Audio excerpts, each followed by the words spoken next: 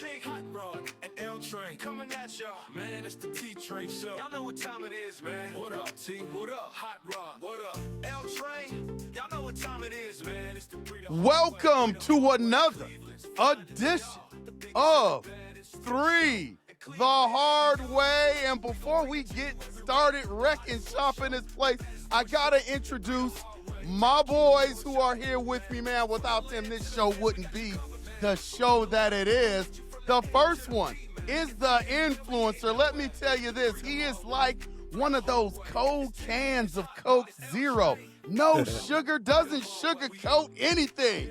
The influencer, the man that tells it like it is, Mr. Hot Rod, Rodney Young. What's going on, Hot Rod? What is going on, Three the Hard Way Nation? Y'all know who this is. This is your friendly neighborhood coach. And as I always say, you may not like what I'm saying, but you will listen. And let me tell you this, everybody needs to get up out of their chairs, hit that like and subscribe button, and while you're doing that, report for duty, because we've got the captain, Mr. Terrence Austin T. What's up, man? What's going on, my brothers, and what's going on, everyone out there in Three the Hard Way Nation? Let's get this ship underway. Let's get it rolling. Let's go. Let's go. Hey, man, I heard that there was a Game 7 in the World Series.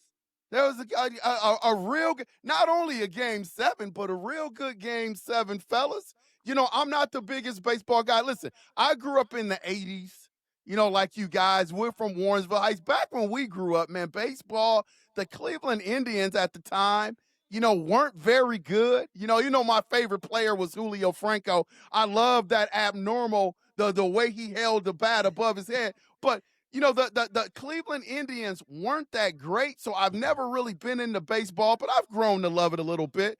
But the World Series this past couple of weeks has been absolutely box office. Give me your thoughts, man, about the Dodgers winning another World Series. L Train, like you said, man, it was one for the ages, okay? Oh, man. Every game had me on the edge of my chair. Now, you all know I'm a big baseball fan. I love baseball. Baseball is my favorite, going back to the mid-'90s, okay, with those Cleveland Indian teams with, you know, Kenny Lofton, Omar Vizquel, Jim Thome, Sandy Alomar, Albert Joey Bell. Yes, sir. Not Joey. Manny Ramirez. I used to love those teams, man. You know, when the Browns left and moved to Baltimore, I just kind of, you know, I turned over a new lease. And again, I was still a Browns fan, but baseball became my favorite, man. I've been to Jacobs Field, I don't know how many times. I've been to Camden Yards, you know, when I was stationed in Maryland. Best place to watch a game. No bad seat in the house. I've seen just about every team come through there. So I love baseball. I love it. I love, you know, after you come out of the ticket booth and you walk up that awning and just see that green grass. Yeah. I try to have my grass out my front yard look like the baseball field, you know. I try to emulate that. But yeah, man, hey, this was something. Game 7. And what was unique about Game 7? Again, at the beginning of the beginning of the series, it was great pitching, being the Dodgers, against great hitting, okay, with that Toronto Blue Jays team. Going into Game 7, the Dodgers were batting a measly 190, batting 190, okay? And that just goes to show you the strength of their pitching for them to be able to get to a Game 7, okay? Game 7 was epic. It was a game of inches, you know, plays at first base, plays at home plate, that catch out there in the outfield. There was no errors in that game, okay? And it was a game where your superstars rose to the occasion, all right? Everyone in that house that night in Game 6 and 7 got their money's worth. Whoever, you know, walked through those turnstiles, they got their money's worth. And, man, I tell you, it was something. Now, I thought I was going to lose interest after our Guardians, you know, went down to Detroit, but I'm such a fan of the game that I continued to watch, and I had no rooting interest whatsoever. I just wanted to see good baseball, and that's what we got to see. What sticks out in the end is Yamamoto and his pitching, man. I tell you again, to go 9 innings, I believe that was in Game 2. I believe he went 9 innings, you know, and pitched a complete game, and then to close it out in the end, man. Again, it was great hitting. great pitching against great hitting. I tell you, the manager, the Dodgers manager, pulling some players in Game 6, changing the lineup, that was epic, and that took guts. I tell you, it was one for the ages, and I just wish again, I pray for the day where our team, that's a solid team, our Cleveland Guardians, that's a solid team, can eventually put something like that together and go for it, because every year we're in the hunt, but then we kind of fizzle out, to the Yankees or to the Astros or somebody else. So my prayer is that we're great at developing players, we just can't keep them. We can't pay them and keep them. But getting back to what we just witnessed, it was awesome. It was a series for the ages. The last time the last time a National League team went back to back was that 75-76, I think, Cincinnati Reds team, Wow, And you're then bringing prior, in the history. yeah, T. and You're then bringing prior in to it. that, Yeah, the in the big red American machine. League, it was the Big Red Machine, with Joe Morgan and those guys, yeah. But and as far as the American League, it was going back to when the Yankees did it, when they Yep. won back to back, because it's hard to win back to back in any sport, hockey, NFL, NBA, or Major League Baseball. It's really tough. So got to tip our caps to the LA Dodgers and what they did. I hate to see baseball season go, but now we got hoops. We got the NFL still going on. We got college basketball coming and women's college basketball. Your sport, L Train. I Oh, yeah. love seeing the women too. So we got something to keep us going till March, April, till first pitch. So there we go. But hats off to the Dodgers. Congratulations. They earned it and they did it. Well, the only Go thing ahead, Rod. I'm gonna hold on to is Mark Shapiro, who is the general manager of the Toronto Blue Jays, was the Yep. former general manager of the Cleveland Indians, now Guardians.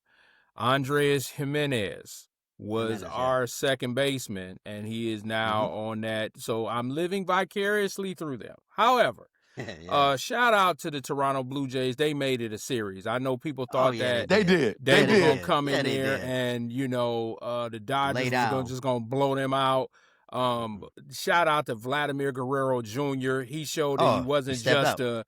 a home run hitter. He was flashing the glove. Oh, Shohei Ohtani is what I said he was. He is a generational talent. How many guys is. do you know can hit one out the park, field the way he can, and then get on the mound and throw?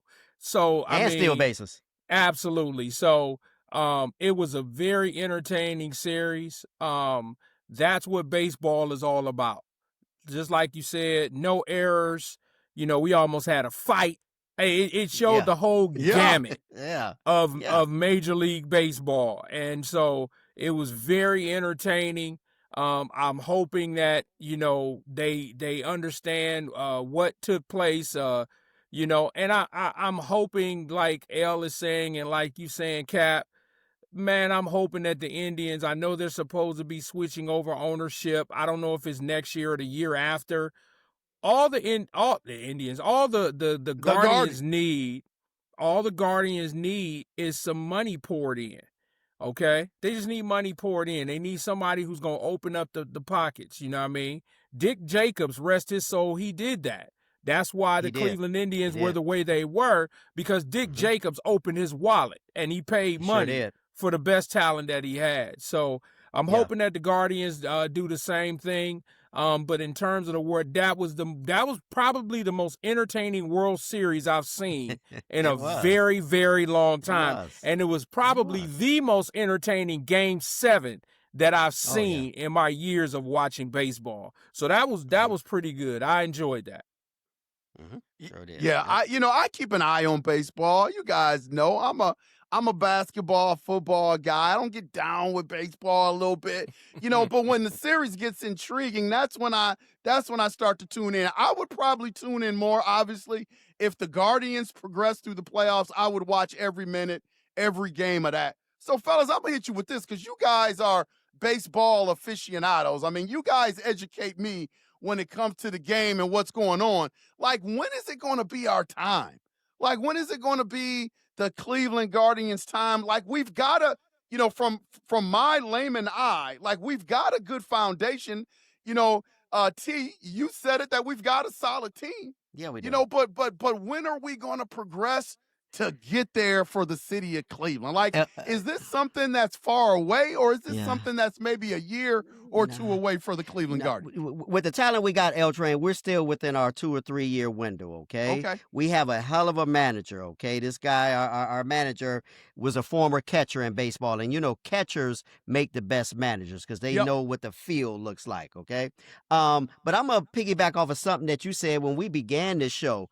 Us being from Cleveland, us being Yeah. diehard Cleveland fans, your dad loved the Cleveland Oh, Indians. man. My mom loved the Cleveland Indians. I remember we would be playing basketball in your backyard, and your dad would go get some beer. We would change the station from sports talk to music, while we out there playing basketball. Your dad will pull up, and he'd give us that look, and we'd run back over to the radio and turn it back to his sports talk. Oh, yeah. But to Yep. answer your question, L Train, I think it's going to be when we least expect it. It's going to come out of nowhere. That's For a good point. championship. Same thing with the Cavaliers, and God willing, one day with the Browns, it's going to be when you least expect it. Okay, Yep, I believe that. I believe because that. it's easy to say, "Oh man, this team is going to be ready," in in spring training, this and that, based on paper. You look at paper and see who's going to be playing second, and then you look at the pitching lineup, you look at this and that and this and that, and say, "Oh man, that looks great," but it's Yep. just going to come out of nowhere. That's how it's gonna come to fruition. It's gonna come when you least expect it, when we least expect it. Yep, that's Yeah. how it's gonna happen.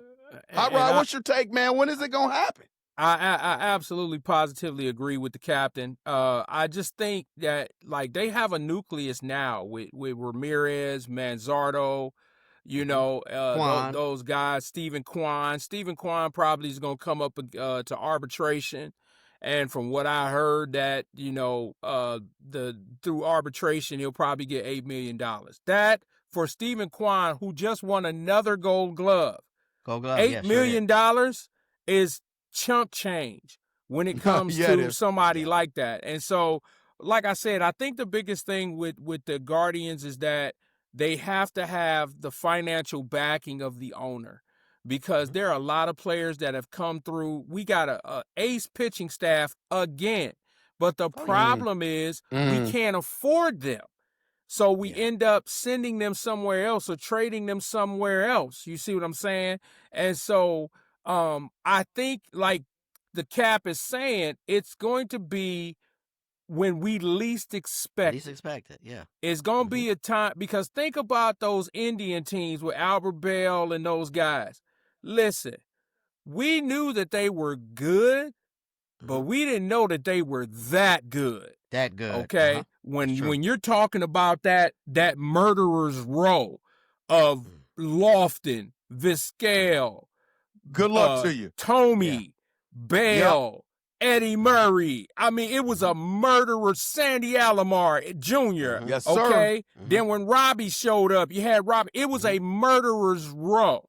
Okay, and then we had Oral Hershiser.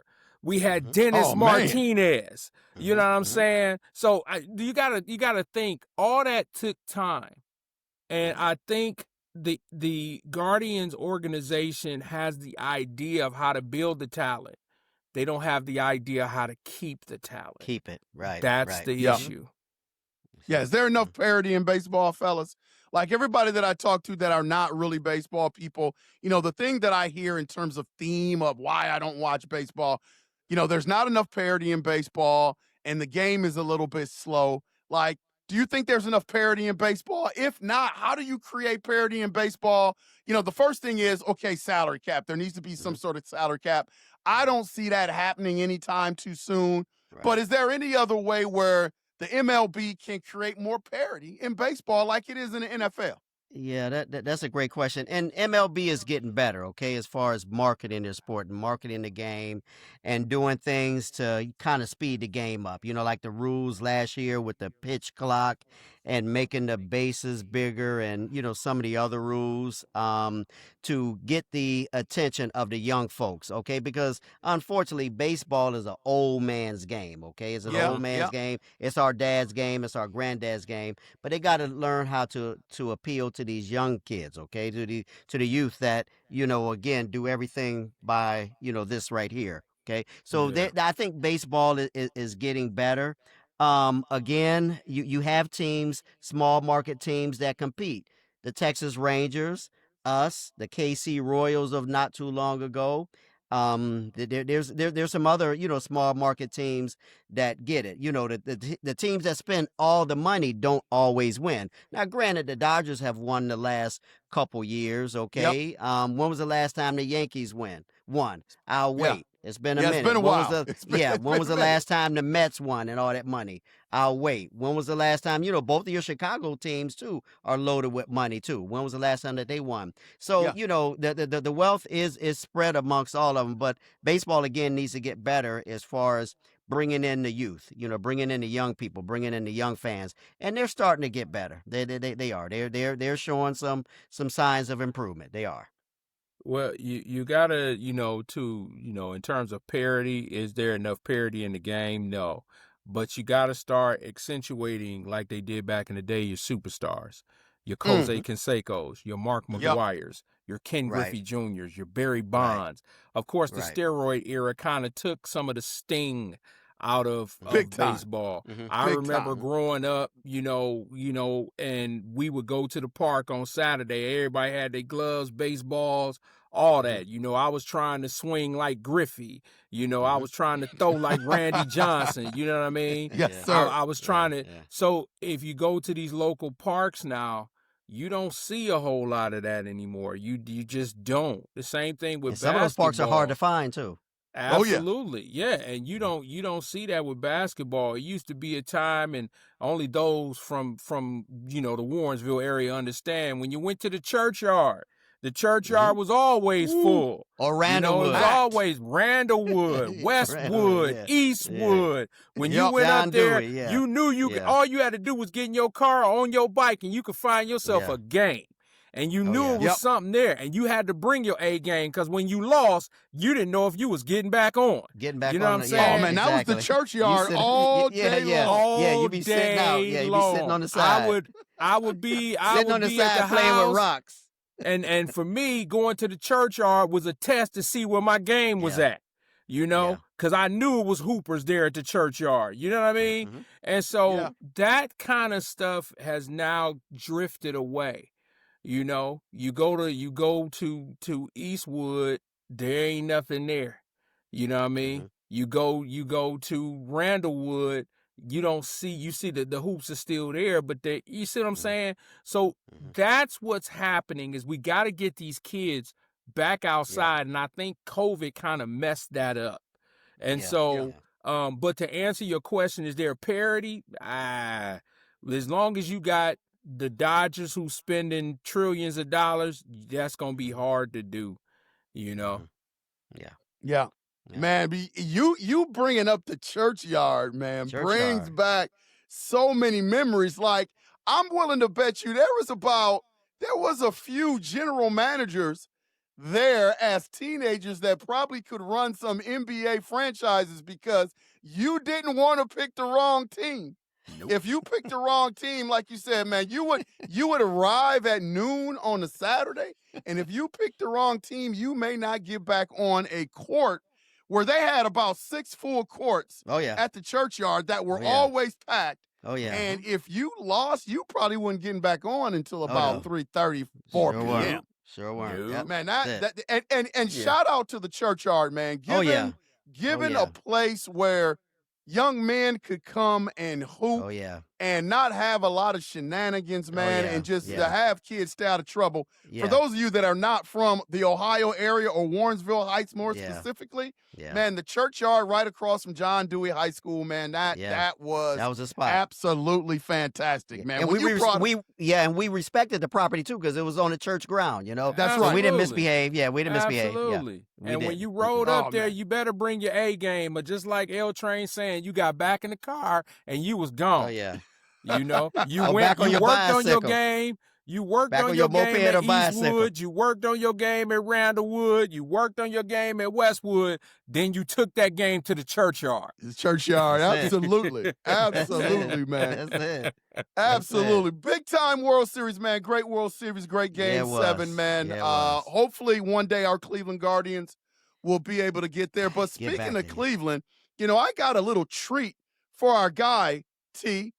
Hot Rod. I got a little Mhm. treat for him. You know, we got his favorite topic. We gonna talk a little bit of Cleveland Browns, but Cleveland more Browns. specifically, we're gonna talk about Hot Rod's favorite person. We're gonna talk about Kevin Stefanski. Big Stefanski. Oh, I news. thought you was about to say Tony Grossi. Him too. That's your favorite guy too. Yeah. Big news. Yeah. Kevin Stefanski has On the scene. decided to take a step back from play call. Now, I want to get your thoughts on that, but I also want to get a why. Why is Kevin Stefanski all of a sudden during Yeah. the bye taking a step back? I mean, there's a lot of different reasons. He could be feeling the heat a little bit. He could be looking over across the yard at the Cincinnati Bengals and looking at what Joe Flacco is doing. 470 yards. Oh, man, that is crazy. That is Hot Rod said it a couple weeks ago. That is an indictment on Kevin Stefanski, if there ever was one. So give me your thoughts, man, on the whole Kevin Stefanski news, how you can parlay that into what Joe Flacco is doing with the Cincinnati Bengals. Just give me your thoughts, man. What's going up, on? Rod?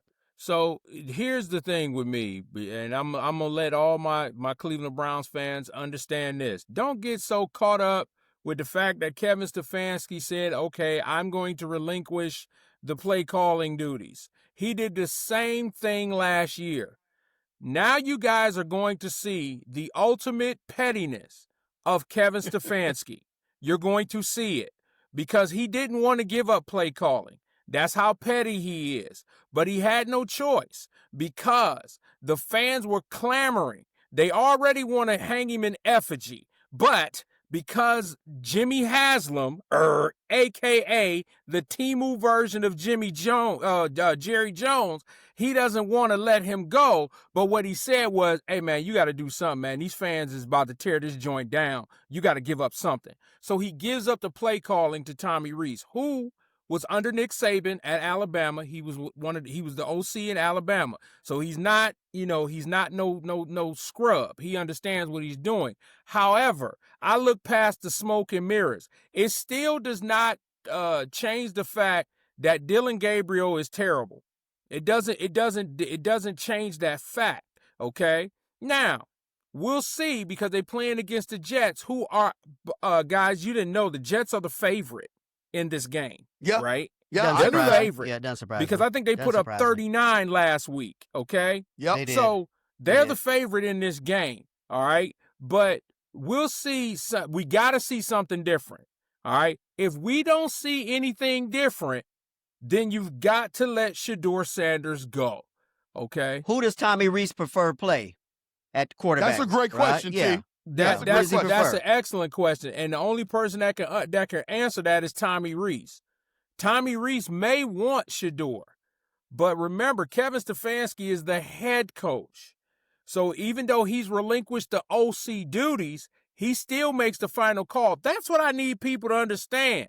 Even though he's relinquished the offensive coordinator duties, he still makes the final call on offense.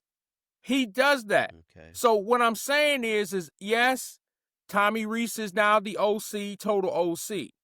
And now also what you have done is you've built in an excuse if the Browns they don't improve. Remember, Kevin Stefanski is a used car salesman.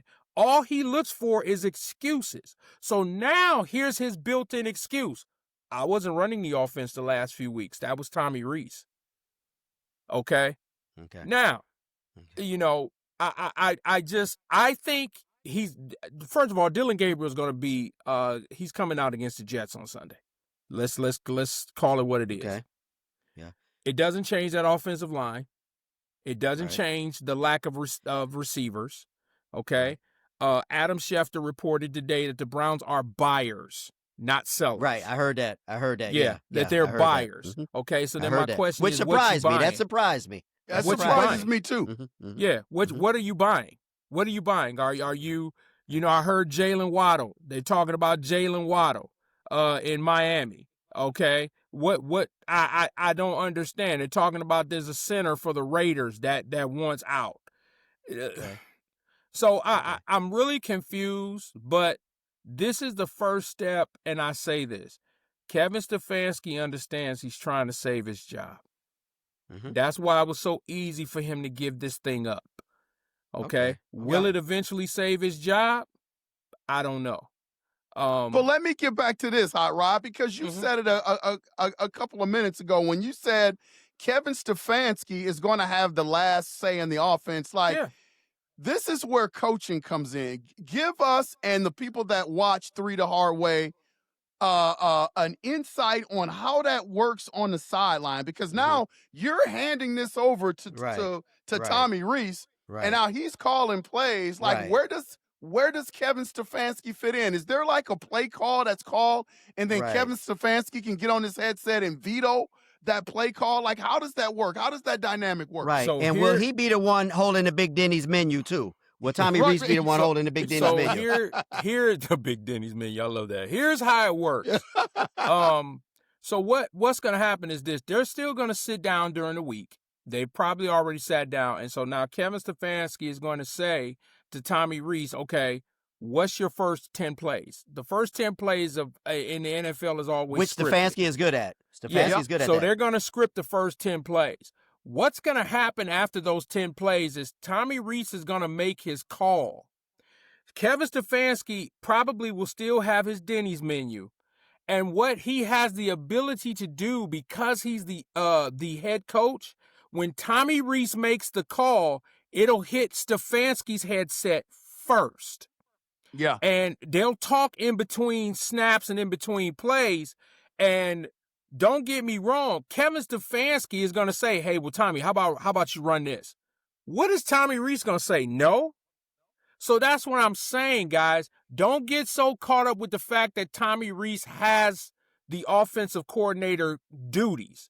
Kevin Stefanski is the head coach, and he has the final say over all personnel and football things. The only reason he don't say nothing on defense is because Jim Schwartz ain't that guy.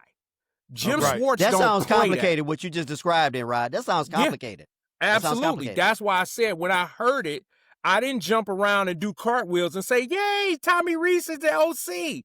No. What I said was, this is just another avoidance of Kevin Stefanski. He still has final say on what is run. He's the head coach. When I was coaching in high school, I had my head coach. I was a D-line coach. Anything that I did, it had to go through the defensive line. It had to go through the defensive coordinator, and the defensive coordinator had to go through the head coach. The head coach had the final say. So Kevin Stefanski is going to always have the final say. Okay. So that's why I'm not super excited that Tommy Rees has the play call sheet. Okay. Yeah. The only thing that excites me about it is that you've got a different personality, because I think you make a great point. I think the playbook is the playbook. The playbook is going to be what it's going to be. We have heard that the playbook has been described as sort of a high school type hybrid playbook. So Rod it's said it simplified. Himself. Yeah, Rod said said it it himself. It's a high school type playbook. But the one thing that intrigues me is that now you have a different personality running the ship. You know, will it be a little bit more aggressive? Will it be a little bit more innovative? Will it be better in certain situations? See, that's the thing. You know, the one thing Flip Saunders used to always tell me, you put 20 coaches in the room and you give them an objective, you're going to have 20 different ways to get to that objective. And that's the beauty about coaching. So I'm with you, T. I'm with you, Hot Rod. I don't know how much is going to change by this change in terms of play calling. I do think you will see some little nuances of change when it comes to the play calling of the Cleveland Browns. I just don't know how much, but I'm intrigued to see it. Yeah. And I don't know what this means for Shador. You know, if you know, he has more favor for Shador, but it's going to be interesting to follow and see it, fellas. Now so speaking of which, wasn't Shador out getting his? Well, he was in Colorado this weekend, right? He went. He went to go visit. He went to go visit his dad, but he was only there for a day. He came in, got some treatment Saturday. I think it was Friday, and then he left on Saturday.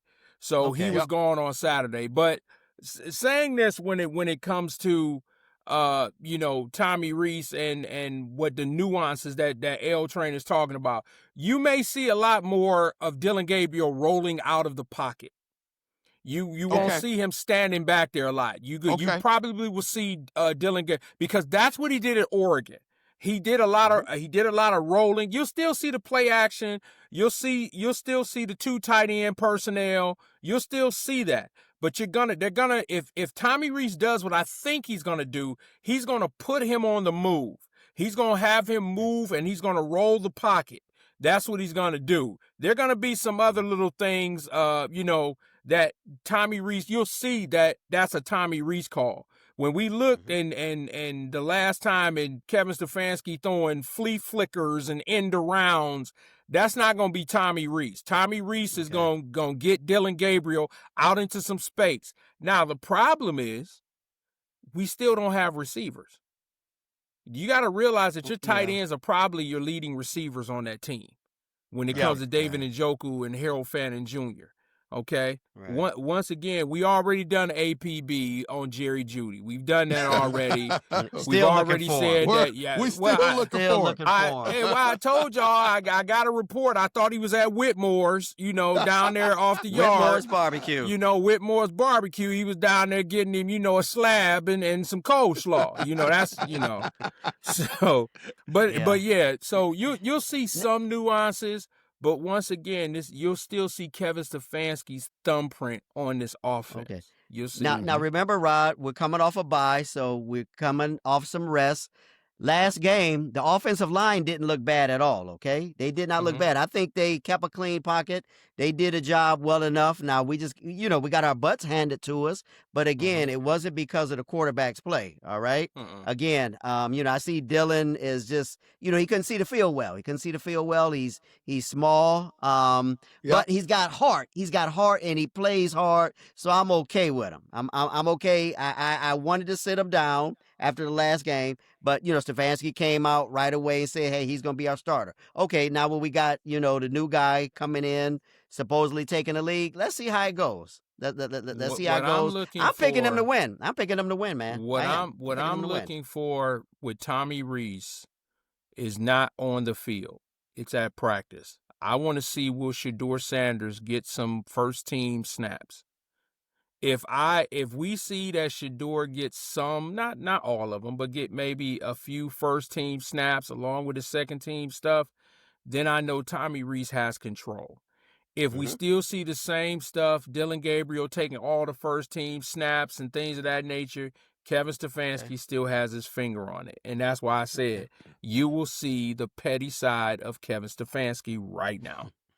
Yeah, but do you think Kevin Stefanski is actually going to let that happen? Do you think he's actually going to let Shedeur Sanders start getting some snaps? Like, if you're saying that he still has his finger on the button, he's still going to have veto power, which he should, because he's the head coach of the Cleveland Browns. That's the one thing that I don't see Kevin Stefanski relinquishing, is giving Shedeur Sanders an opportunity to get some of those first team reps. Well, at this point, he really's not going to have a choice, because if Dylan Gabriel wets the bed this week, they're not going to have a choice but to play Shedeur Sanders that next week, because the people now are fed up. Listen, let me tell you something.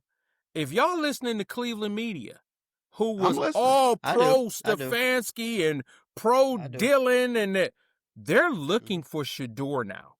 It's going the other way. Even Tony Grossi is like, what do we have to lose? The biggest Shedeur hater that's walking the planet is now like, we need to see him now. People are clamoring to see Shedeur. They've seen enough of Dylan Gabriel. But with Tommy Reese, that gives him a stay of execution. That's another reason. With now saying, okay, well, he didn't flow well with the Kevin Stefanski offense. Let's give it to Tommy Reese. Maybe he'll do better. Right. So if Dylan Gabriel does better, Dylan Gabriel will keep playing. If Dylan Gabriel wets the bed, then next week you will see Shedeur Sanders. Okay. Is the catalyst of this whole thing the New York Jets game? Like, is there a scenario where is there a scenario where Dylan Gabriel doesn't play that well, like he doesn't pee the bed, but he doesn't play that well, and the Browns win that game, is it Dylan Gabriel the next week? Or does it have to be a loss and Dylan Gabriel plays like trash for Shador to get that starting spot the next week? Choice D, what you just said, L Train. He has to play like trash and we get our butts handed to us. Yeah. Yeah. I Answer say, letter D. I say if he plays like trash and we win, there's still going to be some clamoring. Because at this point, yeah, I think it still is going to be clamoring. Okay. Like I said, I think the fan base, I think the organization at this point is like Jimmy Haslam wants to see Shador Sanders. And what Kevin and Andrew Berry are doing right now is a stay of execution. Eventually, they have to play Shador Sanders because they got 2 first-round picks. And let me break this down like a fraction, gentlemen. Break it down, Hot Rod. And so here we go. Reduce it to its lowest term, too. You know what I'm saying? So we're so worried about right now who the starting quarterback is. We're saying that is it Dylan Gabriel? Is it Shador Sanders? Was it Kenny Pickett? Was it Joe Flacco? But if you go in the draft and you get you a quarterback, let's just say Arch Manning. Do you think Arch Manning is going to walk on the Browns field and then all of a sudden turn into a superstar? It's going to be at least 2 more years before Arch Manning or whoever they draft, to come out. So what I'm saying is, why not see what you have right now? You could have a starting quarterback right now, which means you've got 2 first-round draft picks that you can go get Carnell Tate from Ohio State. Jalen Tyson, who plays for the Cavaliers, has a brother who's a wide receiver at Arizona. Yeah, this kid is top notch. His little brother is top notch. Okay, a top notch receiver. He was at Colorado, and Prime said he wasn't good enough to play at Colorado, so he left, came to Arizona, and probably is going to end up being an All-American. So what I'm saying is, the Browns, I don't know what their plan is. First of all, their plan is flawed, okay? It went away when they traded Kenny Pickett for a 5th-round pick that they had already had, okay? That they traded away getting, I think they just wanted to get rid of DTR, which I ain't mad at them for doing that. However, it's still going to be a couple of years before you get a quarterback in here if you get him through the draft, okay? Yeah. Instead of seeing what Shador has. And I just keep saying this. I think Kevin Stefanski is petrified because if Shador Sanders is successful, it proves that he does not know how to pick quarterbacks. It will prove it because we know this wasn't a Stefanski pick. This was an Andrew Berry pick. Okay, this was a Jimmy Haslam pick. So if Shador comes in, that's why he's trying to hold him off. That's why I said it's a stay of execution. Here, let me give up the offense. Okay, that's a stay of execution. But I don't call from the governor by midnight. Yeah. If I'm glad you touched on that. I'm gonna get to that in a minute. It's a stay of execution, but if Dylan Gabriel goes out and throws for $150 with an interception or 2, but the Browns win, they're still going to be clamoring for Shador Sanders. They want good quarterback play. Mm-hmm. They've already found their running back of the future. They've replaced Nicholas Jamal Chubb, okay? Yeah. They found their tight end in Harold Fannin Jr., okay? Mm-hmm. They've got to replace that entire offensive line next year. So these draft picks that Andrew Berry is picking up, he's going to have to use them. He's got to get offensive linemen, okay? And so I just think right now, like I said, I think this is a stay of execution for Kevin Stefanski.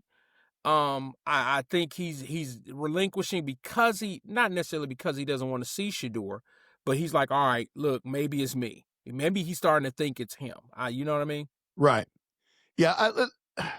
Help me with this, fellas. Just help a brother with this, man. When you talk about, let's take the Shador Sanders thing and look at it from a different perspective. 2 things about the Shador Sanders thing. When I think about Shador and everything, the journey for him to get to where he is right now, this has been a battle. He was kind of blackballed in the draft, 5th-round pick, arguably could have been a top 10 pick. Now he's with the Cleveland Browns. Now he's battling a GM possibly. He's battling ownership possibly. He's battling a coach possibly. You know, he's been relegated at times to throwing in trash cans and throwing to water boys and stuff like that. He's not getting reps. And so now the guy that's getting all the reps is Dylan Gabriel. And rightfully so, if that's who Kevin Stefanski wants. But now the curtain is starting to get pulled back a little bit, fellas, and people are starting to see, even anti-Shedeur Sanders people, they're starting to see the shortcomings of Dylan Gabriel. So now you're starting to get that intrigue from anti-Shedeur Sanders people, like, hey, maybe it's time to see Shedeur Sanders. Can you imagine the amount of pressure Shedeur Sanders is under? Like, he's got a ball, fellas. Like, Yeah. when he gets his chance, he's got a ball. And let me throw one more thing in there, but before I give it to you guys. Like, I think if they ever have to go to Shedeur, that means the Dylan Gabriel experiment is over. And I think that is the last nail in the coffin for Kevin Stefanski. So now there is a chance for sabotage. How do you? We all know that Kevin Stefanski is not a fan of Shedeur Sanders. I don't And care he's what petty. it says. And he's petty. Mhm. Hot Rod has said it numerous times. What sort of play calling, what sort of environment is Shedeur Sanders walking into to help him succeed in a football game, fellas? Yeah. Like, help me through that. Yeah. Of course, there's going to be some nervousness, okay? However, on the flip side, who's this kid's dad, okay? Look at the stock of where he comes Okay, from, okay? good point. Look Good at his point. father. Look at his father. Believe you me, the Hall of Famer has prepared his son. His Hall of Famer has prepared numerous other kids that came out of those Florida systems, okay? And from everywhere else around the country to play for him. So, yeah, granted, there is going to be some nervousness, but something tells me that Shedeur is going to be built for this and that he's going to be ready for this. Now, is he going to, make some mistakes? Of course he is. Is he going to be perfect? No, he's not going to be perfect. But something tells me, because, again, this kid is a winner. He's a winner. He won at Jackson State. He won at Colorado, even prior to Jackson State. Okay. So again, he's a Sanders, and he's going to be ready. Okay. His back is against the wall. His back is against the wall. Just like I gave you all that analogy when I was a little E2 and the Admiral rolled up his sleeve and said, hey, I got to get back up on that bridge. I'm launching aircraft. I need my blood drawn. I didn't get it on the first one, but on the second one, I hit a perfect 90-degree angle and drew that guy's blood. Something tells me that that Shedeur is going to be ready. Again, like I say, there's going to be some nervousness, but from what you just described, he's the one that's built for this. This is his time. Head coach. This is is his his head time. coach going to support him? No. No. The head coach is gonna, make it tough for him. Okay, but something tells me that, again, he's gonna, again, first time, first game, going up against NFL, professional players on the opposite side, looking to tear his head off, but I think he's going to be okay. He can't be no worse. What is our record? What, 2-6, 2-5, 2-6? He can't be no worse. It can't get nowhere but better, L Train. Can't get nowhere. So let's see. My fear is that Kevin Stefanski will play Shedeur Sanders against the Pittsburgh Steelers. And when he does that, he will not give him the necessary support for him to be successful. However, That's my fear. Yeah. However, Shedeur Sanders is not an idiot. He knows that he's behind the 8 ball. There's another reason that Kevin Stefanski does not want him out there, because he's going to give him a play call, and Shedeur Sanders is going to change it. Change it, yeah. I already see it. I see it coming. He's going to change it. He's going to get out there, and everybody's wishing for him to play well. Okay? Everybody's wishing for him to play well, because at the end of the day, what are we looking for? We're looking for a franchise quarterback. That's what we're looking for. If it was Dylan Gabriel, then Dylan Gabriel. If it was Joe Flacco, Flacco. If it was, we're looking for a quarterback that's going to stabilize this franchise for the next 10 years.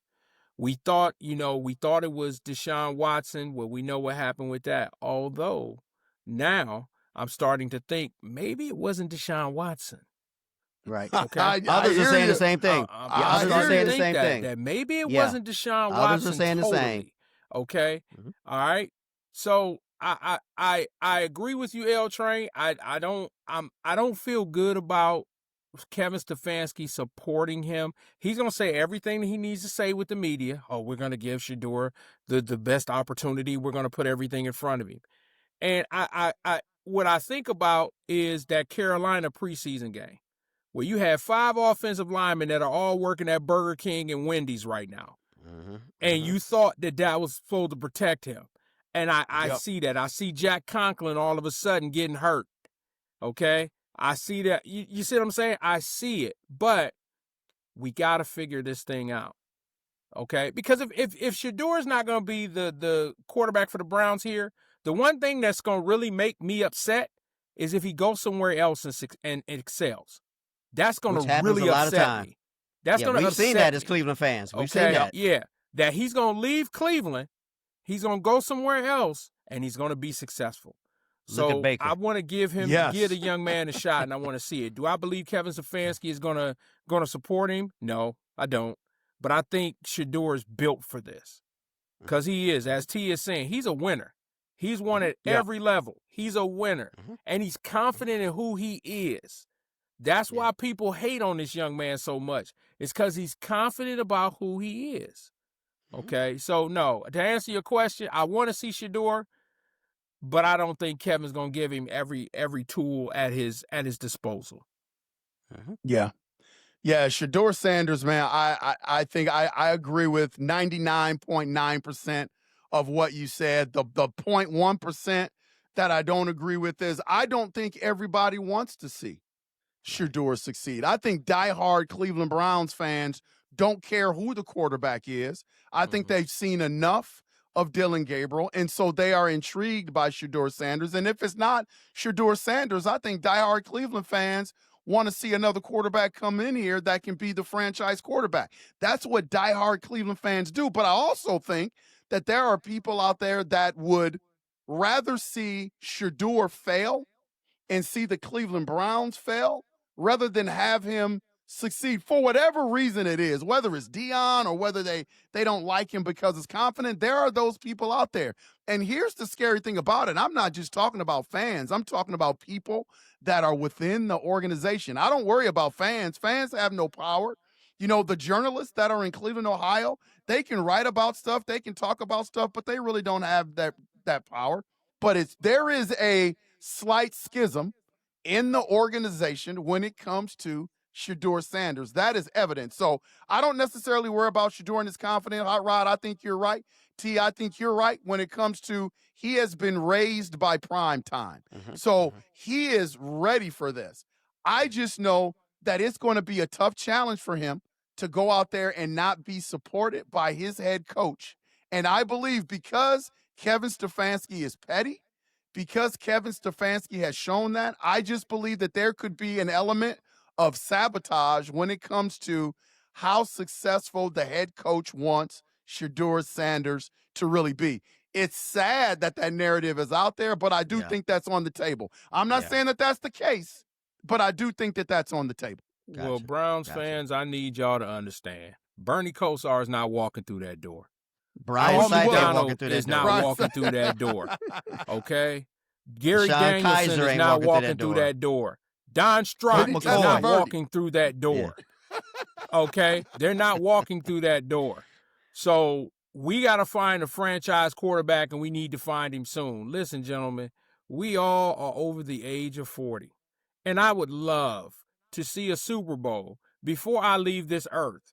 But as long as we got Jimmy Haslam at the helm, I'm pretty much relegating myself to let's go Cavs and let's go guards because I'm just not trusting the mindset of the front office. Yeah. Speaking of them Cavs, let's transition to the Cleveland Cavaliers. Talk about them really quick.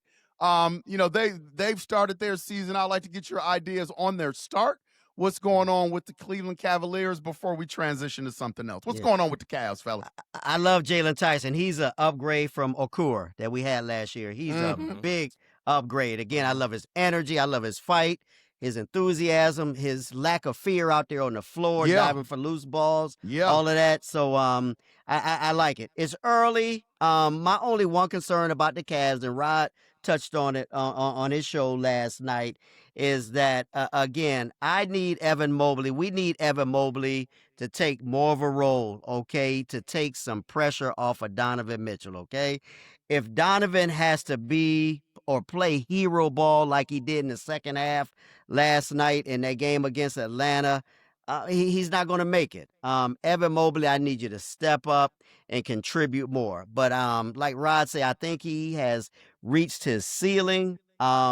I want him. A lot of people want him to be that Kevin Garnett. It ain't happening. It ain't happening. Okay. And with the few injuries we got out, right now, we're not a full squad, but I need Mobley, again, to take the ball and roll with it and give Donovan so much of a break. I don't want Donovan to have to play 30+ minutes a night, because if that's the case, come April and May when we really, really need him, hey, he's going to be worn out. So that's my concern early on. But like Rod said, Kenny Atkinson is basically using games as practice to see who fits where. I love the addition of, Alonzo Ball. I really do. So we'll see. It's early, but Mobley, I need you to, step up your game and, take the load off of Donovan. Because again, Donovan, we can't, he can't be, the backbone and, be the lead and, do everything. He can't. He needs some help. That's my take early on. Yeah, Kenny is practicing. That's what he's doing. He's practicing during games, and there's nothing wrong with that. He ran 15 games off, 16 games off last year. He could care less about that now because they flamed out in the playoffs. Didn't matter. They won 65 games, 64 games. Doesn't matter. They flamed out in the playoffs. So Kenny is smart enough to understand, I need to get these young guys up to speed. I need to get the Tyrese Proctors. I need to get the Jalen Tysons. I need to get the Craig Porter Juniors. You know what I'm saying? I need to get those guys up to speed, and that's what he's doing. Lonzo Ball is an X factor. Now, people, if you're waiting for Lonzo Ball to score 20 points in a game, don't hold your breath. That's not Lonzo Ball. We don't need him to do that. That's not his game. That's not his game. But Lonzo changes the pace, and he can pass willingly. Okay? The Cavs are really trying to get used to his passing ability. Okay? Because I've seen him throw some dimes, and guys have dropped him out of bounds. He's nice. That's just being around him now. In terms of Evan Mobley, yes, the Cap said it. I think that this is his ceiling. I think Evan Mobley's ceiling is maybe 25-8. That's his ceiling. If you're looking for anything above that, I need you guys to stop. Okay? And I'm going to make this comparison, and I'm not saying it disrespectfully. I'm saying this respectfully. Yes, he has the mentality of Tim Duncan. But when I think about a game that I can compare to Evan Mobley, he reminds me of the mayor of Warrensville, Bradley Sellers. Yes, sir. That's who he reminds me of, because Brad was a 7-footer beyond his time. He was above, because he was just not just 7-footer that was posting up. Brad Sellers was standing outside hitting jumpers. But Brad can move and he can handle the ball. That's what I see out of Evan Mobley. That's what I see. And Kenny Atkinson said it the best last night. He said we had to back up on some of his usage because we didn't think he was dealing with it well. No, you can't, because he looks at Donovan Mitchell as the alpha dog. So, like I said, and I use the comparison, Scotty gave it to Jordan, because he knew what Michael could do. Well, Evan gives it to Donovan because Donovan is a bucket. And he knows Donovan is a pure bucket. So that's why he gives it to Donovan. And Donovan is trying to say, nah, kid, I need you to think the way that I think. Okay? Now, hopefully, when Darius Garland returns, because Darius feeds Evan religiously. So does. I, He does. I Yeah, think he the does. biggest thing with Evan Mobley is he's falling in love with the 3-point shot. I need Evan Mobley on the block.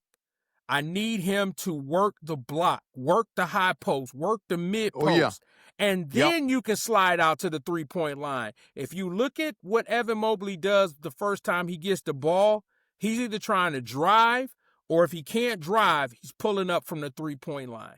That's not what I want my 7-footer, my defensive player of the year. That's not what I want him to do.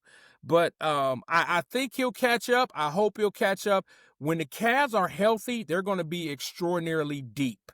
They're going to be deep. They're going to be hard to beat when they are They got to stay healthy, though. when They they are got to all stay healthy healthy. and all together. Yeah. And I'm going to use an analogy I saw years ago in baseball. Like you say, Evan Mobley is falling in love with a 3-point, shot. Years ago, the Orioles had a leadoff hitter by the name of Brady Anderson.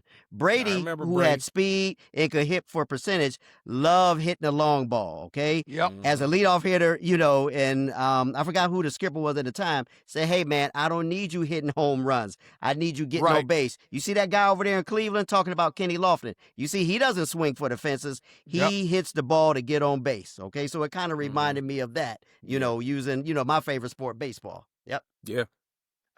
Absolutely, man. It's going to be interesting to see how the Cavs finish this thing up. I got a question for you, and it's just I want you guys to condense it to a yes or no answer. Yes or no answer. LeBron James, by the end of the season, is he on the Los Angeles Lakers roster by the end of the year? Yes. Okay. I'm going to say no, based on what you were talking about at the beginning of the show there, Rod. I'm going to say no. Now, where he'll end up, New York, Cleveland, Golden State, I don't know. But I'm going to say no. I'm going to say no, Rod. Okay. I am going to say yes.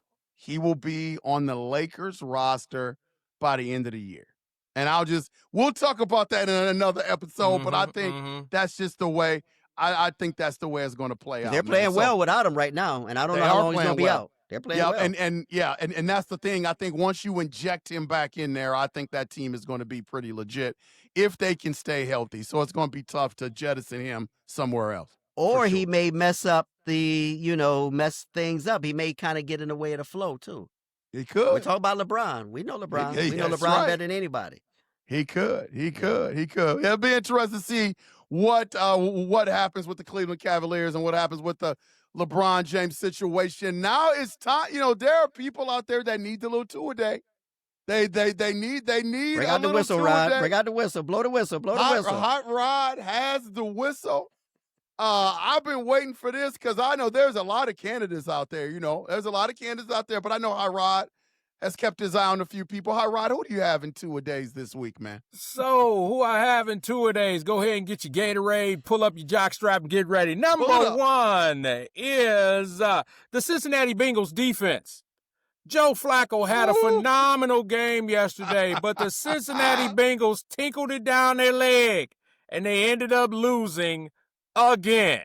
Wasted a tremendous performance by Joe Flacco and the offense. So, Cincinnati Bengals defense, I need a defensive coordinator. I need the Gatorade distribution specialist. I need all y'all. Y'all are going to come for two-a-days. Two-a-days. Set your alarm clock. Set your alarm clock. Yes. Number two is the Green Bay Packers.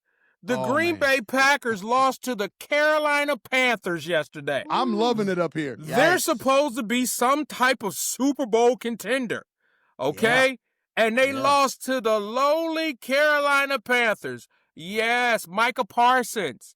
The grass ain't always greener on the other side. I want you to understand that. So you and the rest of your buddies, okay, and bring Jordan Love with you too. You guys can come and y'all can get and participate in two-a-days. We only gonna sprint first half of the session, all right? Number three is the Miami Dolphins. The Miami Dolphins lost to the Baltimore Ravens. Lamar Jackson came back, had a decent game. King Henry ran for over 100 yards. But the Miami Dolphins they only were able to muster up 2 field goals against the Oh, man. Baltimore Ravens. Woo! As Ric Flair would say, you guys need to come to two-a-days. You guys need to come to two-a-days. Make sure to bring your water bottles. Make sure you hydrated. Make sure you ate. Listen, I'm telling you, we're gonna have you do suicides on the football field. Don't make me turn them suicides into a homicide. Y'all got 2-a-days. Let's get it going. And that is Coach Young's 2-a-day. Yeah, that was a good one. Hot Rod's 2-a-days. We're going to open up the Warrensville football stadium and run the bleachers like Mr. Mack used to have us do. Yeah. 2-a-days. Let me go find Virgil Walker. Let them meet Virgil Walker. Yes, Mr. sir. Walker from the University of Georgia. Man. Mr. Walker. Absolutely, absolutely. Hey, fellas, great job, Hot Rod. Great job. Fellas, I got a mystery Brown of the week. All right, I'm 5. It's 5-3. Rod's got me 5-3. Gonna be 5-4 after today. He got one last week. I'm a little upset. And I'm gonna get this one today too. I didn't know Jerry Shirk. I didn't know that. I'm gonna get this one too. I'm gonna get this Here we one. go, man. Here we go. You know, listen carefully. This is going to be a good one. This is going to be a good up. one. Hands up. All right. First clue is that I played my college football for a team that wears cardinal and gold. Cardinal and gold. Boston College. I was part of Minnesota. a college program known for producing Heisman-winning quarterbacks. Part of a program that's known for producing Heisman-winning quarterbacks.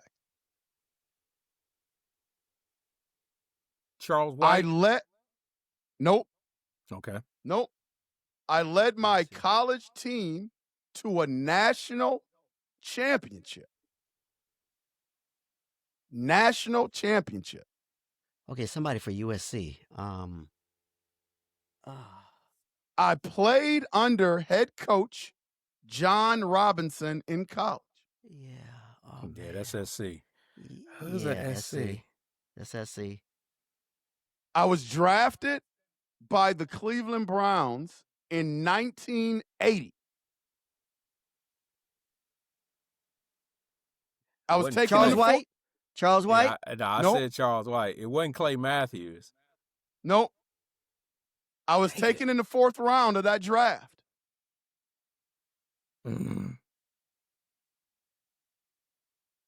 Let's see. John Robinson. I became a full-time starter in 1984. Not Reggie Langhorne. No. Webster Slaughter. No. Nope. Oh man.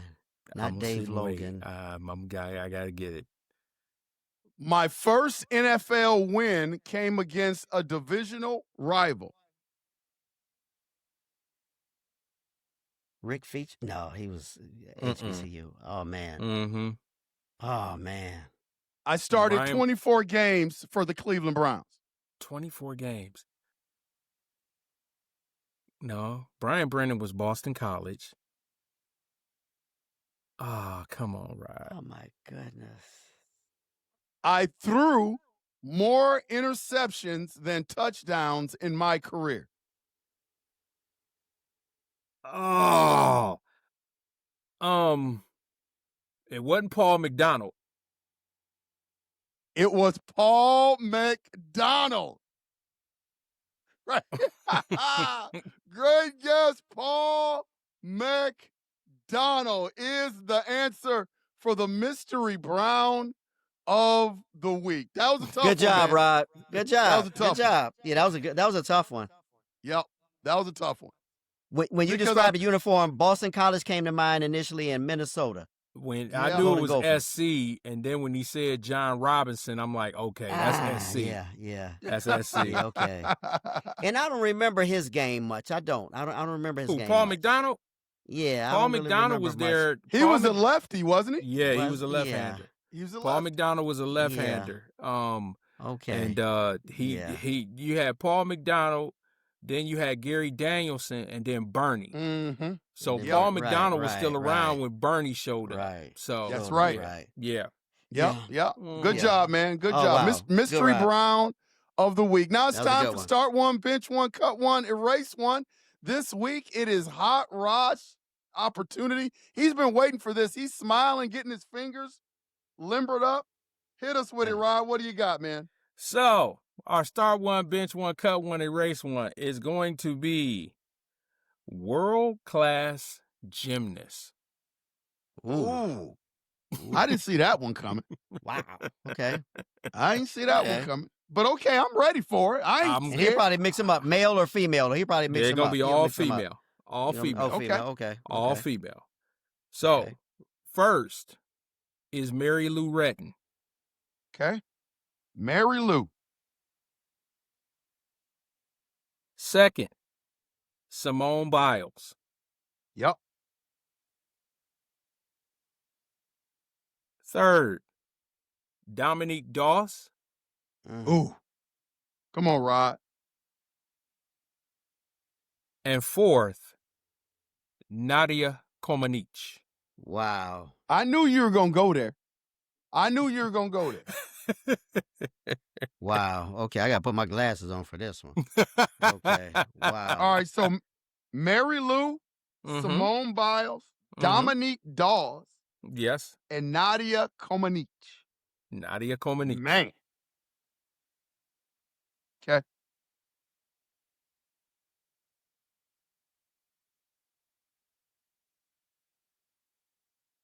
Oh, man, this is tough. This is tough. Because none of them deserve to be erased. None of them. Yeah. Because you're talking about, when you say Yeah. the word erase, you're talking about taking Yeah. him out of the Yeah. record book Yep. forever. Yep. Wow. Okay, I'm going to go first. Let me roll. I'm going to Okay, start you got it. Simone Biles. Definitely start Simone. I'm Okay. going to bench Dominique Dawes. I'm going to bench her. I'm going to cut Nadia Comaneci. Going to cut her. And hate to say, I'm going to erase Mary Lou. Oh, Wow. That was tough. That was tough, man. That was tough. Yeah, that was tough. Wow, man. That was tough. Okay. That was tough. Ah. I am going to start Simone Biles, the GOAT. That's the easy one. That was the easiest part of this. All right. I am going to bench Nadia Comaneci, who was the GOAT before Simone Biles showed up, in my opinion. Yeah. I am going to cut Mary Lou Retton, and I am going to erase Dominique Dawes. Wow. That's a tough one. Wow. Yeah, that's a real tough one. That is a tough one. That's a real tough one. Wow. So, Wow. I am going to Oh, I'm going to agree partially with L Train. We got to switch some things. okay. I am starting Nadia Comaneci. Oh, I am benching Simone Biles. Wow. I am I'm cutting Mary Lou Retton, and I am erasing Dominique Dawes. Wow. okay. Listen, Wow. man. Yeah. Justify that. Simone Justify it. Biles. Yeah, justify that. Nadia Comaneci in history was the first one to get a perfect 10. Okay? Okay. In Olympic history. She Okay. was the most well-known and well-decorated. I put it like this. And L Train said it. Simone Biles is the GOAT. But the OG was Nadia Comaneci. Yeah. So I have to pay homage to the OG, which when Yeah. you talk about gymnastics, now you talk about Simone Biles. But Yeah. before Simone Biles, the first name Yeah. that came out your mouth was Nadia Comaneci. Yeah. Okay? So that's my justification. Is Nadia was the OG. I give respect to Simone Biles because she is a GOAT. But Nadia is the one, when I was growing up, that was the first person I seen on ABC Wild World of Sports. Wild World of Sports. Yeah. Yeah. With Jim Wild McKay. World of Sports. It was Nadia Comaneci. Yep. Okay. Yep. I like the perfect 10 analysis. Yeah, I yeah. like that. That's something that I didn't think about. Okay. Right. Okay. Right. Wow. Okay. Man, that was a good one. That's one of That the was a great toughest one. ones That was a that great we've one. had. That was a great one. Yep, that was a good That was a great one. Way to go, Rod. Way to Got go. y'all. Yes, He's sir. hot. He got the mystery brown and this one. He's hot. He's hot. Rod. We don't call him Hot Rod for nothing. We don't call him We don't Hot call Hot Rod for nothing. Yeah. I'm on He's fire. hot. I'm He's on fire. Yeah.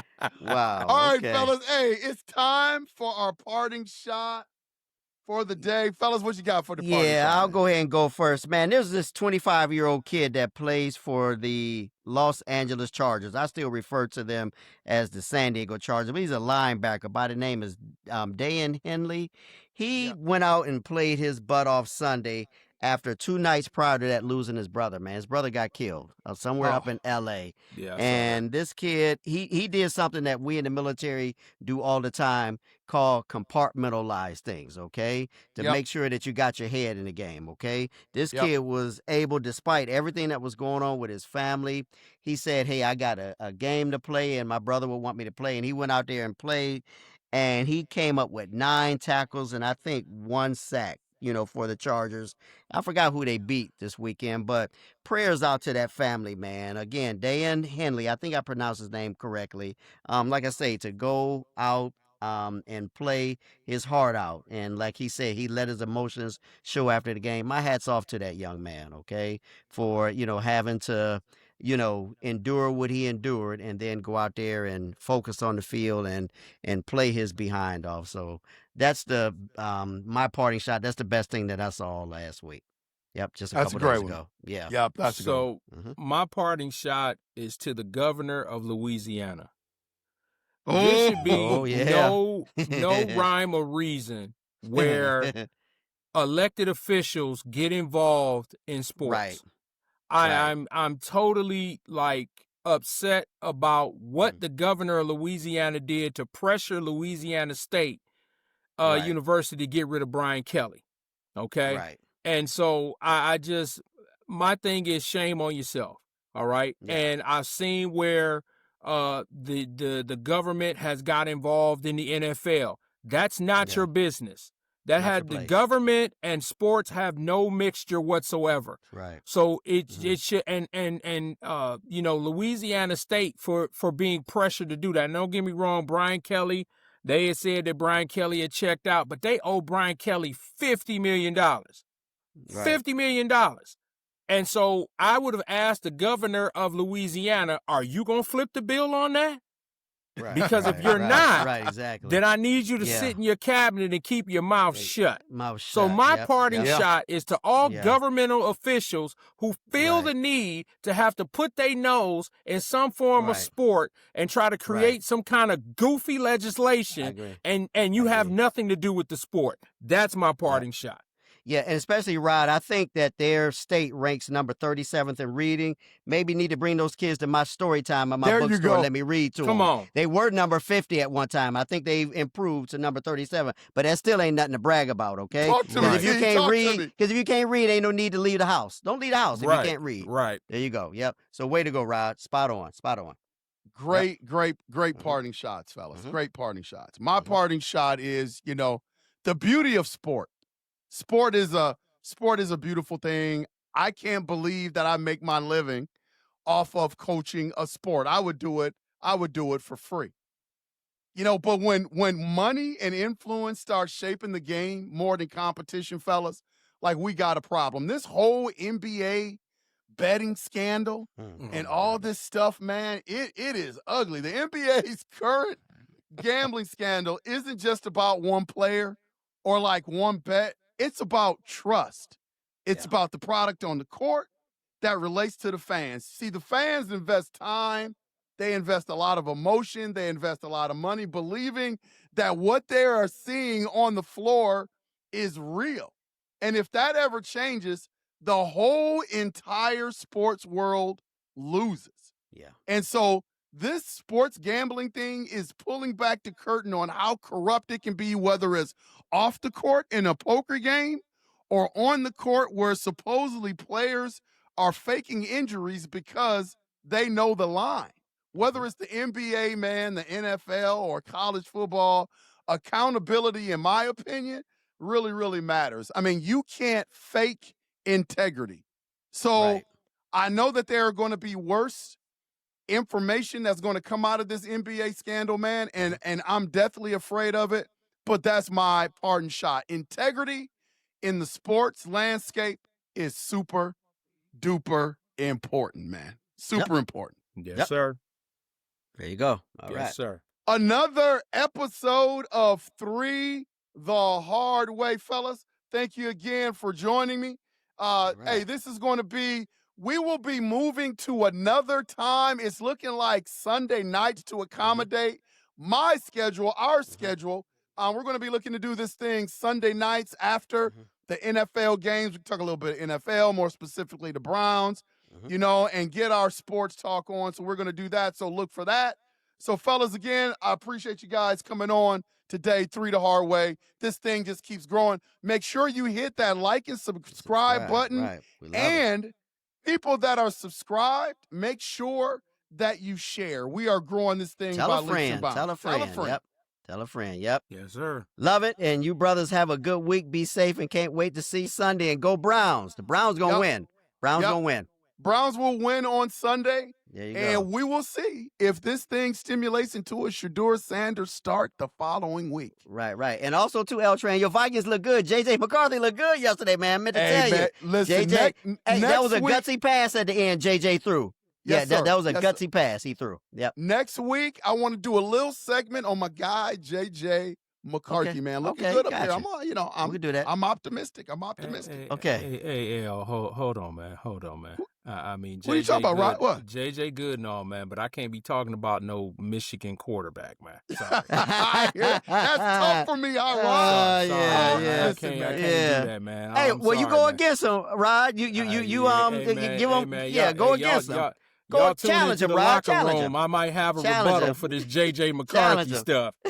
Hey, Challenge him. I'm surprised that you said the M word. You know, most people say the team up The north. team up north. It's The team hard up for me north. to say that M word, man. Yeah, I don't That's say hard. that M word. Team up north. Yeah. That's it. Yeah, I might have to take a Team throat up north. lozenge. Nah, I can't believe I just said it. That's good. Hey, y'all brothers have a good week. All right, have we a will good see one. y'all on the next 3 the Yes, sir. Hard Way. Way. There you go. Later. Thanks for watching. Don't forget to like, subscribe, and share.